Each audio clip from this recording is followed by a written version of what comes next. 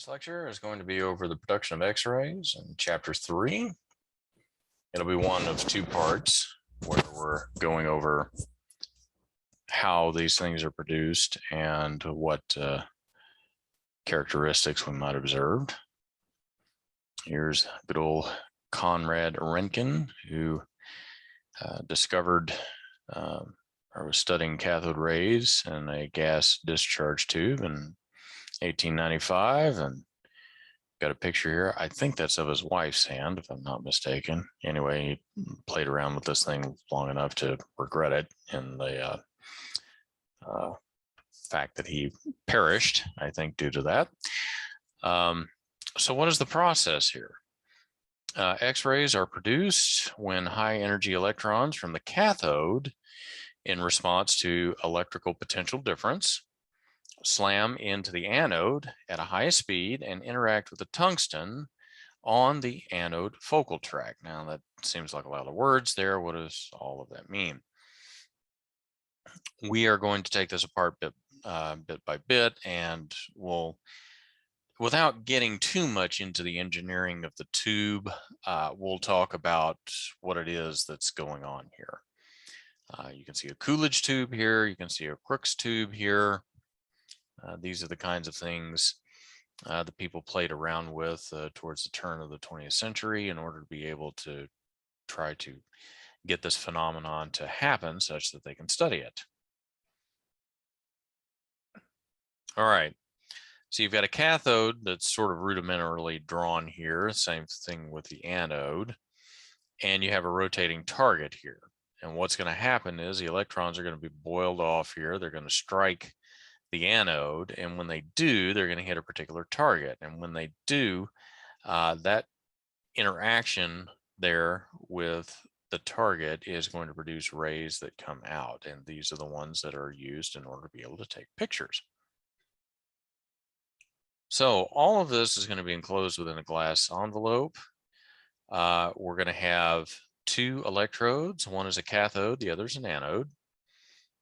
The function of the glass envelope is to maintain the vacuum between the cathode and the anode. That way you don't have anything interfering with it.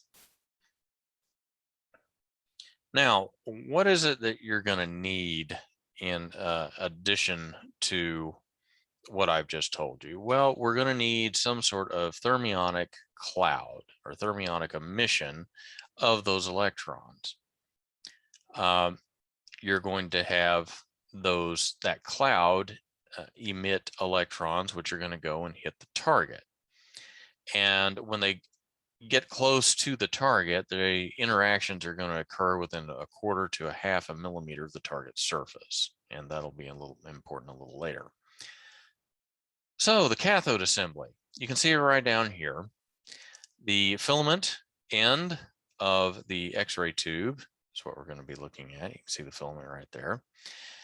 It contains 1 or 2 filaments and a focusing cup. The focusing cup is going to be this stuff here and here on the top and the bottom. The function here is to produce a cloud of free electrons. These electrons are going to be bouncing around here, and when they feel the potential difference here, they're going to feel a positive charge this way. So if they don't have enough pull here in order to be able to stay here, which is what the focusing cup is and the current is trying to accomplish, then they're going to be yanked away because they feel the electric field. And when they come this way, they're going to end up striking this target. And once they strike the target, then we'll see the effect of the radiation out this way. So the filament that I just finished describing is going to be the source of the electrons. It's going to be a coil of wire made from thoriated tungsten.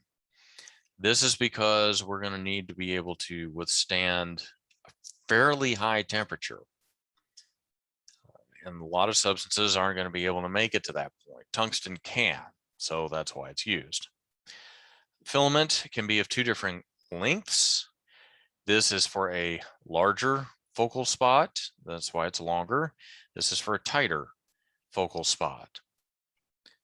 only one of these is going to be active at a time, and it's going to depend on what type of image we're looking at. Are we looking to get a fairly fine definition of a small spot, or are we looking at a general picture here over a larger area to try to figure out, what's going on? So the filament is going to be supplied with low voltage current, somewhere between 3 to 5 amps, to warm it up. Small amounts of low current do not produce X radiation. Large amounts of low voltage current will produce a thermionic cloud of electrons. In other words, we want the cloud, we want to be able to have things warmed up so that we have the conditions right, such that when we want to produce the radiation, it's fairly easy to do so. Thermionic emission is not occurring below 2200 centigrade. Large filaments can withstand larger amounts of current, in other words, 400 milliamps and higher, about 10 to 15 millimeters long. Smaller filaments for increased detail and lower amounts of current, 300 milliamps or less, and 7 to 10 millimeters long. So what's going on with this thermionic cloud that I keep referencing? So the electrons are going to be boiled off of the filament as the current passes through, and it's going to cause it to heat up. So again, you can see here the focusing cup is on this direction. It helps to form a cloud of electrons, and it has a negative charge, so it will encourage this to jump in a certain direction. The electrons have a negative charge, so since they are both negatively charged, the electrons want to stay away from the focusing cup. So with the introduction of high voltage KV, the electrons from the cloud are then propelled from the cathode over to the anode. The high voltage tube current is applied only to the focusing cup on the cathode and not the filament. In other words, we need the filament to be able to produce the electrons that are going to make the jump, but that's not where the high voltage current or tube current is applied. So the kilovoltage peak, that's what KVP stands for, setting will determine the energy that the electrons will have when they interact with the anode target. So in diagnostic range of X-ray energies, target interactions produce 99% heat and 1% X-ray photons. That doesn't seem very efficient, does it? But that's what we got. So when the electrons go and they interact with a target, we've got two different kinds of reactions that can happen. We've got characteristic interactions, we'll go over those, as well as bremsstrahlung. So the interaction with which occurs will depend on the electron kinetic energy and the binding energy of the electron shells.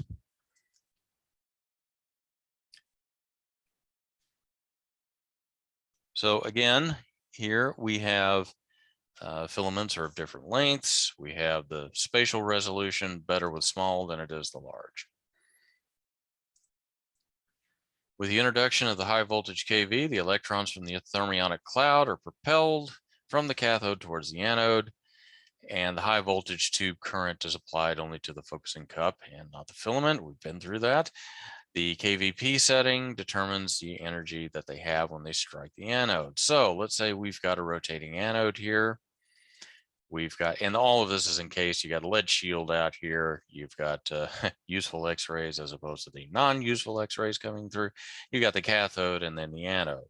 And all of this is in an evacuated glass envelope. So you got these electrons that are just here in the cloud, ready, raring to go, just looking for an excuse to jump out.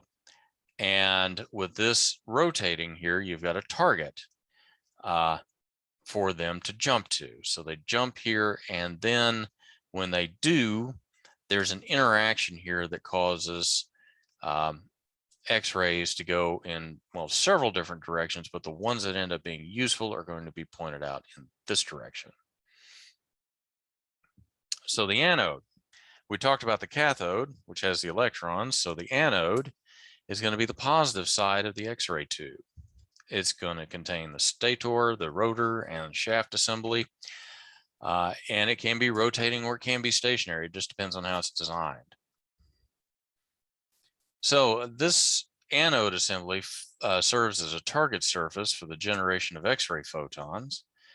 It conducts the high voltage from the cathode back into the X-ray generator circuitry, and it serves as a primary thermal conductor. As you've imagined, the efficiency here being about 1% means that a lot of heat gets produced. You've got to do something with that heat. And so in many cases, it's a copper conduit that's going to take that heat and draw it away. And the high voltage from the cathode is going to be generated back into the circuitry. That's probably a little bit more involved than what is necessary, but that's what's going on. So what does this anode look like? Well, it's got graphite. If you look at a cross section of it, you've got molybdenum. You've got a tungsten rhenium alloy along the target track, and then you've got a copper rotor. So as it's rotating, this allows for a larger target area or focal tract. This will help to dissipate heat. It operates by induction, and you're finding it in X-ray and fluoroscopic tubes. A stationary anode has one focal spot where the electron beam strikes. It's used in low X-ray production situations, bone densitometry tubes. So here you have a rotating mechanism here where you got the canode and it comes and strikes the cathode where the electrons come and strike the anode. And that's if you look further away from it. So two-stage rotor activation. You've got the prep stage where the anode begins to rotate and the filament will pre-warm in preparation for the exposure. And then you've got the exposure stage where the anode spins at full speed, the tube current is activated, and electrons flow from the cathode to the anode. And that produces the X-rays. So why are we rotating it? Again, heat distribution and dissipation. Higher tube currents and shorter exposure times are possible with a rotating anode. And if you've ever tried, which I have not, I don't have a lot of X-ray experience other than just being a patient, having them come in and shoot X-rays. And trust me, the quicker you can get it done, the better. So there are advantages to this. These rotate at 3,400 to 10,000 RPM. So that's pretty quick. You wouldn't think that would do much for heat dissipation, I suppose, but the engineers know what they're doing. The anode angle. So the anode angle affects the area of the actual focal spot. So you've got your anode over here. You can have different angles depending on how this is cut. They can be 15 degrees. They could be 7 degrees. What about the off-focus radiation? In other words, radiation not produced at the focal spot. This is going to result from high energy electrons striking the focal spot that produce scattered electrons or photons which strike other objects within the tube. In other words, this is a messy process, and you can't exactly predict or control how all of this radiation is produced, and you're going to have some of it bounce off in this, that, and the other way. Guess why it's lead shielded? It's so that we can try to protect or stop some of these rays from coming out. So 25 to 30% of total primary beam is from off-focused radiation. Low energy radiation is capable of contributing to the creation of a diagnostic image or ghosting. And it is more likely to add to a patient dose. You don't really want it there if you can get rid of it. Patient-generated scatter radiation is not capable of creating a diagnostic image of anatomical structures. All right, so let's look at the tube a little bit more here. Again, you've got the cathode cup here, which is going to try to focus this release of electrons. You've got the cathode itself, and you've got its power supply. Obviously, the anode has a tungsten target. We've got a beryllium window here, which we'll get to a little bit later. You've got a thin glass window. And then you've got both the anode as well as the cathode connected here to the high voltage supply. So tube housing protects the glass X-ray tube, prevents the escape of leakage radiation. In other words, the stuff that's not going to be of useful to anybody. It's lined with lead to absorb radiation that is not part of the useful primary beam. And it cannot allow more than 100 milliroentgen per hour at a distance of 1 meter from the source during maximum output. It's going to contain an insulating oil to help dissipate heat. Again, heat dissipation is going to be a major issue here that we have to deal with. It provides insulation from high voltage that powers the tube. So you can see the insulating oil coming through here. You've got the steel housing. You've got the anode here. You've got the cathode here. So the tubes are a little bit more intricate than you might have given them credit for. So the collimator assembly, and what do we mean by a collimator assembly? So you've got the cathode, and you've got the anode, and you've got the beam coming out this way. Well, how do you focus that beam? Well, you've got collimators here that are there to help block radiation at certain spots. In other words, so you can only expose what it is that you need to. So it's located under the tube housing. It's not part of the tube.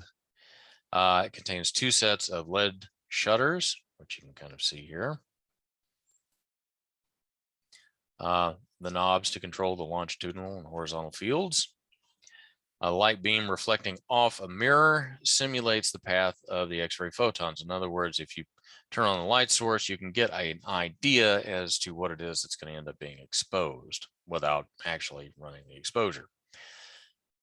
So at the bottom of the collimator housing, there is a clear window displaying crosshairs demonstrating the central ray of the primary beam, and it reduces area exposed to X-rays and reduces patient dose and scatter radiation.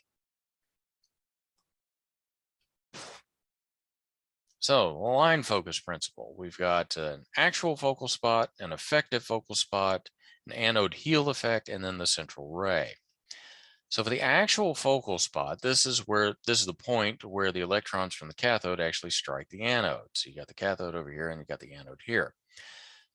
Filament size and anode angle determine the actual focal spot size. So in other words, depending on what angle this is and how large the filament is, I think of it as a strike zone, to put it in baseball terms. The actual focal spot on a stationary anode has both a height and a width dimension. And the actual focal spot on a rotating anode is a height dimension only, since the width dimension cannot be determined since the anode rotates. All right, so you got the electrons coming out here and they're going to strike this target that is here at an angle. The angle here is going to be the same as the angle here. And if you know some trig, you can figure out that this side divided by this side is going to be the sine of that angle. Or if you multiply both sides by a, this is the relationship you come up with.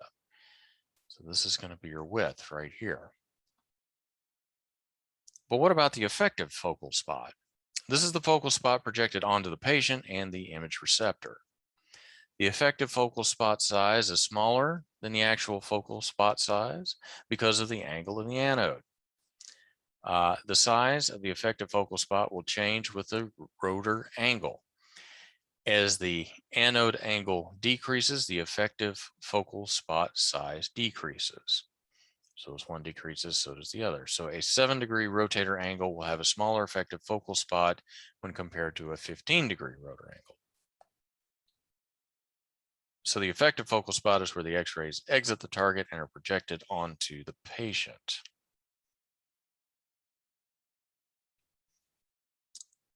again, here is the anode angle as you look at it, compared to a perpendicular line here. A smaller anode angle will result in a smaller effective focal spot. So you can kind of see here with a 15-degree angle, this is your effective focal spot. Over here, your effective focal spot is much smaller because the angle is smaller.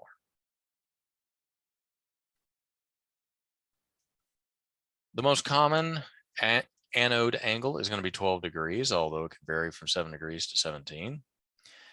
Any angle less than 45 degrees will have an effective focal spot smaller than the actual. The 12-degree anode angle is required to produce a beam large enough to expose a 14 by 17 cassette at 40 inches SID. Now, what about the anode heel effect? This causes radiation intensity on the cathode side of the X-ray beam to be higher than that on the anode side. In other words, the intensity on this side is going to be greater than what you see over here. X-rays are more numerous or intense on the cathode side of the tube. The intensity of the X-ray decreases towards the anode side. The difference between the two intensities of each side of the anode can be as much as 45%. So if the intensity at the central ray is 100%, you can range from 75% on the anode side to as much as 120% on the cathode side. And so this is why each X-ray table has an established head end, because the denser, thicker body parts should be positioned at the cathode end. So X-ray photons are polyenergetic because of the variable thickness of the anode that the electrons must pass through before creating photons. Most of your electron-photon interactions are going to occur in the first ½ millimeter of the anode surface. Photons will be attenuated as they pass through the anode material. So in other words, you're going to have a greater intensity here than you will over here. And the central ray of the beam is going to be the perpendicular beam produced at the center of the actual and the effective focal spots. Tube life. The average tube life is going to be 6 to 10 hours or 10,000 to 20,000 exposures. It can be reduced by excessive delay between rotor activation and exposure. When the rotor is activated, the current is flowing to the filament, creating the thermionic cloud. That's why most manufacturers here, I believe, have a warm-up procedure for these things. Specified and designed to bring the anode from room temperature to optimal operating temperature. Should be performed at the beginning of the day and following extended periods of rest. Now, characteristic radiation. This is radiation produced when an electron from the cathode interacts with an inner shell electron on the focal tract of the anode. The incident electron completely removes the inner shell electron from the target atom, and it loses the amount of energy necessary to remove the shell electron. The incident electron continues through the electron shells in a different direction at reduced energy. A tube failure has inappropriate technical factors such as, maybe excessive heat, filament vaporization. When approximately 10% of the filament is vaporized from high temperature, the filament is susceptible to breakage. Bad bearings caused by long use at high temperatures, overheating of the anode target causing the tungsten coating to melt or soften, causing pits. So to extend the tube life, you warm up the anode following the manufacturer's recommendations. You avoid unnecessary holding of the rotor portion of the switch and use lower speed rotor when possible. Do not make repeated exposures near tube loading limits. Do not rotate the tube housing rapidly from one position to another, and do not use a tube when you can hear loud rotor bearings. So, basic X-ray circuits. That's a lot going on there. If you read the book, I don't think it makes things any clearer as far as what's going on. If you know a little basic physics, you will know that there are transformers involved here. You will also know that there's certain directions in which the current is going to go. Now you could probably spot the anode as well as the cathode and things of that sort. So it's far more involved than that. But I don't think necessarily, unless you're going into engineering, that this is something that is critical for you to know. So the basic circuit here is you have a high voltage circuit that provides the accelerating potential for the electrons. You have the low voltage circuit, which supplies heating current to the filament. The filament current controls the tube current and the X-ray intensity, and the transformer supplies the high voltage to the X-ray tube. So if you simplify this down a little bit, you've got your high voltage transformer here to produce the potential difference we need. You have a transformer here in order to be able to induct current here to be able to get the current going here for the cathode. You have the main power coming in here. You have filament control here. You have a rheostat, which is basically a way of controlling the amount of resistance that you need. And then you've got a voltmeter here. Now, when the current comes in, this is your line voltage. It's alternating current, so we've got waveforms like this. The tube kilovoltage, it is designed to be on when we have a certain amount or certain spot in the power cycle that allows us to be able to shoot the electrons from the cathode over to the anode. When the voltage reverses, we don't want to try to reverse that and have things jump from the anode to the cathode. That's not what we're looking for. We only want the part of the circuit here in which it allows things to jump from the cathode to the anode. And here we can see that the X-ray intensity, we can see how that shapes out whenever the line voltage is in the same direction as what we need to produce the X-rays. Now, half-wave rectification. So sometimes the X-ray tube alone will work as the diode, and this is called self-rectification. So when one or two diodes are placed in the circuit that stops the negative flow of electrons, in other words, we don't have electrons during this part of the power wave, it's called half-wave rectification, 60 pulses per second.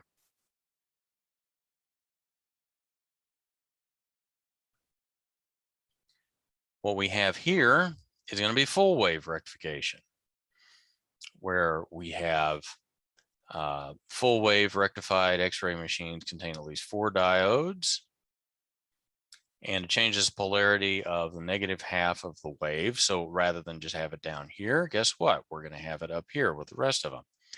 This allows 120 pulses of X-rays per second. The exposure time can be cut in half compared to the half-wave systems that we have up here.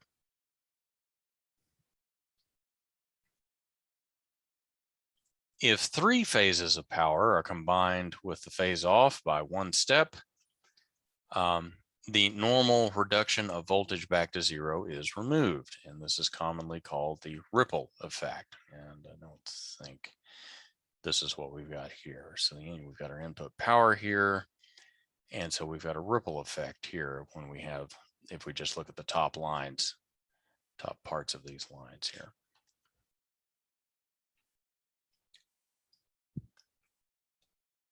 So the normal reduction of voltage back to 0 becomes removed, and the technical factor cut in half due to more efficient power. Unfortunately, it's too expensive for a lot of offices to use. But by changing the frequency from 60 Hertz to a higher frequency of, say, 500 to 1,000, then the ripple is reduced to less than 1%. In other words, you don't see a huge difference here between the voltages within the ripple.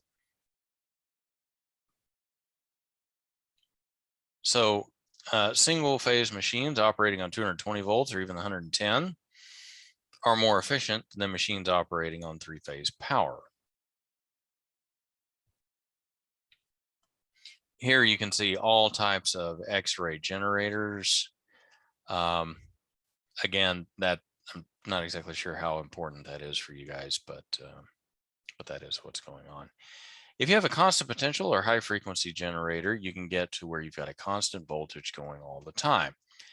The single phase, half, or self-rectified is cheap, but it's not very efficient.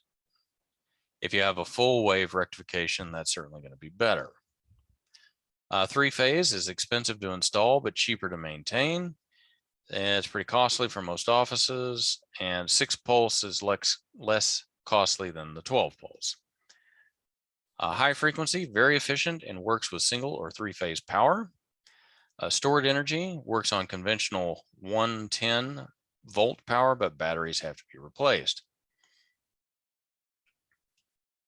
So now I mentioned this German word here, Bremsstrahlung. What does it mean? And why do we have to say it? Because it's an awfully long word and it sounds pretty bad. I mean, you know, it's often said that life is short, so tell people you love them, but life is also scary, so shout that you love them at somebody in German, and that will shake them up. So the resulting Bremsstrahlung photon may have any energy up to the initial energy of the electron. In other words, and that electron could impart all of its energy to this photon that's going to be shooting out. But most likely what you're going to see is something less than that. Direction of emission depends on the energy of that incident electron. And as the kinetic energy of that electron increases, the direction of the X-ray emission becomes increasingly forward. Now, the incident electron does not strike the nucleus. All it has to do is to come close. It doesn't have to strike the nucleus. The incident electron loses part of its energy as it comes close to the nucleus. It changes direction and proceeds out of the electron path, and the lost energy is transformed into an X-ray photon. So what you see going on here, Bremsstrahlung is the German word for braking radiation. So you've got this electron that's coming off of the cathode. It's getting very, very close to a nucleus. It gets attracted towards the nucleus, but obviously it's moving pretty fast, so it doesn't quite spiral into the nucleus. But as it moves this way, that change in motion causes a change in energy, and that change in energy has to be compensated somehow, and that's with the emitted photon. So while passing near a nucleus, the electron may be deflected from the path and lose its energy. Now, what's going to happen is it comes in, it's quite potentially here going to start interacting with some of these other electrons here. The amount of energy lost by the incoming electron can vary. X-rays are produced from different places within the atom. Most X-rays are produced by Bremsstrahlung interactions, but that's not all of them. This is the spectrum of what you see of energies that undergo, that are observed from Bremsstrahlung. The higher the energies, the direction of those photons is going to be less and less angled away and more forward. Transmission type targets are used in accelerators in which electrons bombard the target from one side and the X-ray beam is obtained on the other side. So the probability of Bremsstrahlung production varies with z² of the target material. Efficiency of X-ray production depends on the atomic number and voltage applied to the tube. So for characteristic radiation, you got your primary electron going in, it collides with this electron, knocks it out, and the ejected electron has to have some sort of energy here in order to be able to not only be put in motion, but also overcome the binding energy of the atom.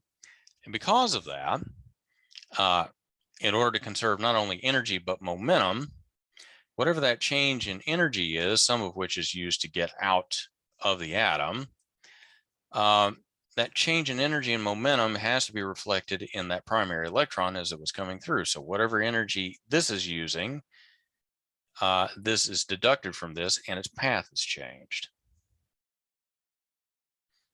Now, once that happens, if it's in the K shell, if that's where this occurs, then what you're going to see are jumps, and you're going to see jumps from the outer shells to try to get here in to fill this open spot because it is desirable to do so.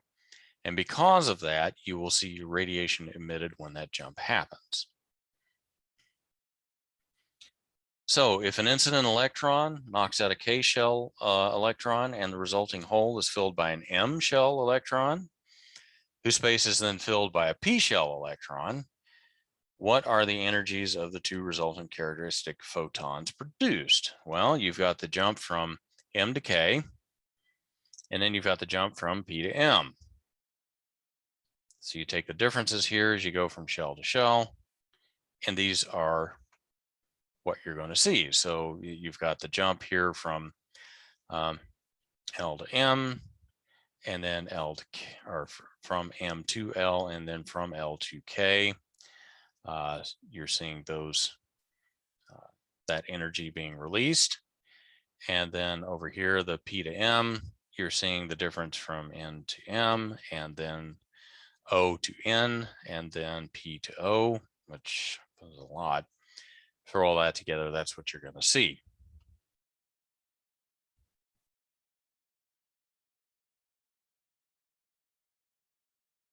So what you've got is an electron coming in, knocking this one out. It has an emission of a photon and it also escapes. And then you're going to have one of these outer shell electrons jump back to the K shell. And then you'll probably have something fall to fill its spot.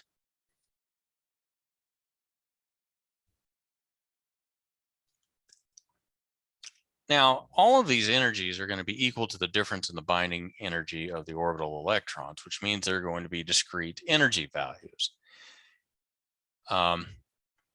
X-rays generated from the K shell of tungsten are the only energies of strength that can be used from characteristic radiation. In other words, the others, they're tiny compared to that. And you can see that here as you are interested in what it takes to jump between levels. This takes the most, or will emit the most energy. And you can see how all of these are derived from these values over here. Other X-rays generated from outer shells add only to the patient dose and don't give you any image information. So in other words, they are doing you absolutely no good. So the electron holes may be filled from the next outermost shell or from subsequently further outer shells. In other words, sort of a cascade effect as the outer shells try to fill the holes on the inner shells.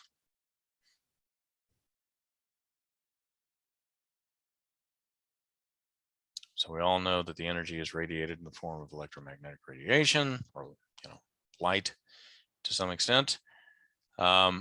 The characteristic of the atoms in the target and the shells in which the transitions take place. So you've got characteristic X-ray after this transition happens. Question is, how energetic is this? Is it going to be blocked by any of the shielding that we have in place? So the X-ray photons produced by an X-ray machine are going to be heterogeneous in energy. In other words, you're going to have a spread of the energy values. The unfiltered energy spectrum is modified as the photons experience inherent filtration. Added filtration placed externally to the tube further modifies the spectrum. So X-rays emitted from the target result from multiple interactions of incident electrons. Low energy X-rays are likely to be absorbed by the target. Electrons do not all have the peak kinetic energy because of voltage fluctuation. We've seen the voltage change a little bit as we look at the different rectification schemes. And the external filtration is added to selectively remove low energy X-rays from the beams. So if you look at this, this is going to be the relative intensity per energy interval. So the higher you get, the less intense this is. This is going to be as they are unfiltered. As you start to filter out some of these lower photon energies, you won't see them here. Instead, what you will see is a growth towards this unfiltered line, but it won't approach it until you get up to certain values here. And you can see the characteristic radiations. If you remember right, if you look at those differences from the K to the M shell, K to the L shells, and those kinds of things, those emissions are right here. That's what you're seeing there.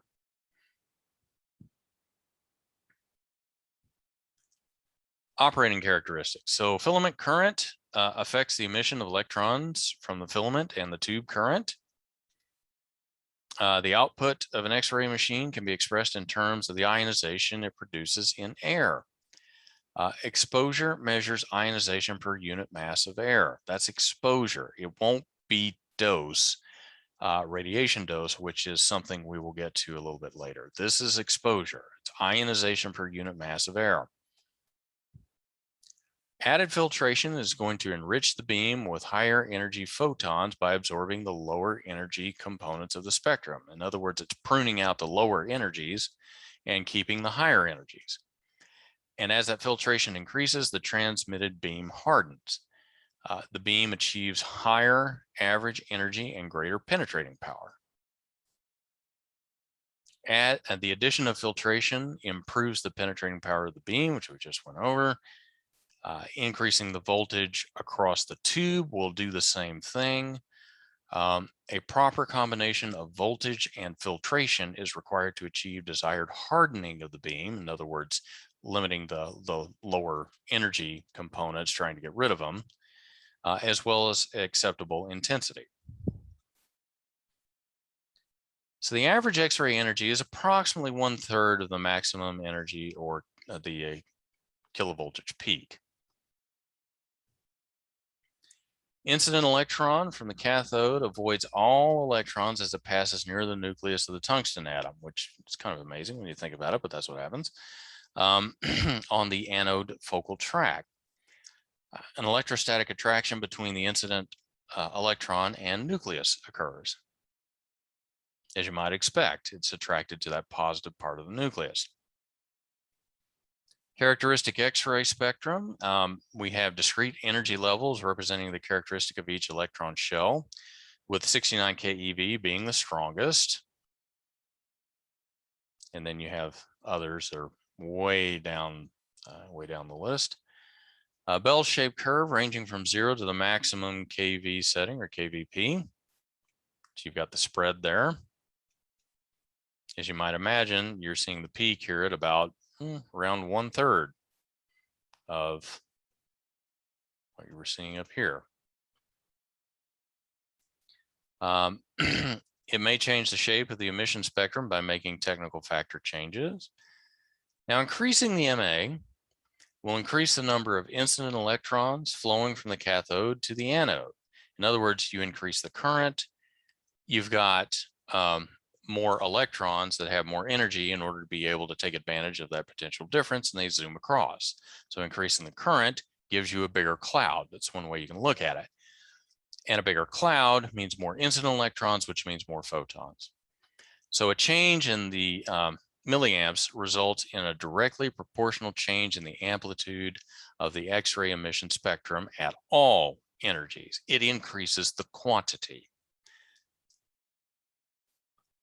Changing the kVp, or the kilovoltage peak, affects photon energy. Changes in that affects both the amplitude and the position of the X-ray emission spectrum. So increasing this will increase the amplitude and shift the curve, this curve right here, to the right to accommodate the increase in energies. So as the atomic number of the target material increases, the efficiency of the production of Bremsstrahlung radiation increases as well. so that more high energy X-rays are produced than low energy X-rays. Higher mass in the nucleus has more slowing effect on incident electrons, causing them to lose more energy. In other words, the more protons that you have there in those nuclei, the greater the chance that that beam is going to be attracted to the nucleus. You can think of it that way. Operation with three-phase power is equivalent to a 12% increase in the kilovoltage peak, or almost a doubling of MAs over single-phase power. Using a more efficient waveform will increase the amplitude of the emission spectrum.